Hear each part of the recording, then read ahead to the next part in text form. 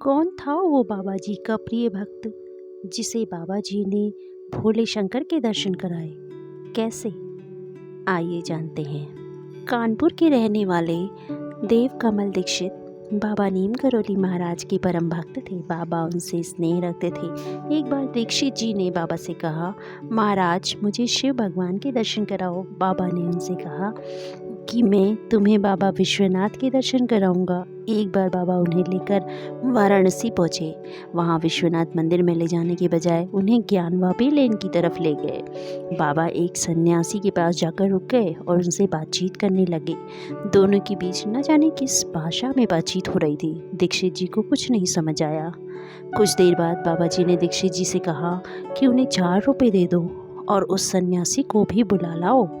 दीक्षित जी ने थोड़ी देर बाद देखा कि जिस सन्यासी को बाबा बुला रहे थे वह स्वयं उनकी तरफ आ रहे हैं, और वह जैसे ही बाबा को ये बताने के लिए मुड़े कि वह सन्यासी आ रहे हैं तो उन्हें ना बाबा दिखाई दिए, ना ही वह अघोरी सन्यासी बाबा।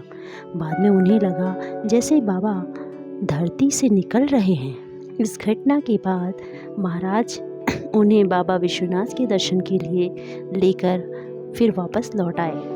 इस घटनाक्रम के करीब 2 साल बाद जब बाबा कैची धाम आश्रम में थे तो वहाँ दीक्षित जी के सामने एक बंगाली युवक आया।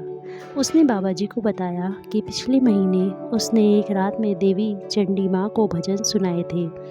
वह महाराज से काशी जाने की अनुमति लेने आया था। बाबा ने उस युवक से पूछा कि काशी क्यों जाना चाहते हो, तो बोला बाबा विश्वनाथ के दर्शन करूंगा और ज्ञानवापी में सन्यासियों को अधिक से अधिक दान दूंगा। बाबा ने पूछा दान क्यों दोगे? इस पर सवाल पर युवक बोला शास्त्रों में लिखा है कि भगवान शिव सन्यासी और अघोरी वेश में ज्ञानवापी में मिल जाते हैं। मैं उन्हें पहचान नहीं सकता, इसलिए मैं सन्यासियों को अधिक से अधिक दान दक्षिणा दूंगा।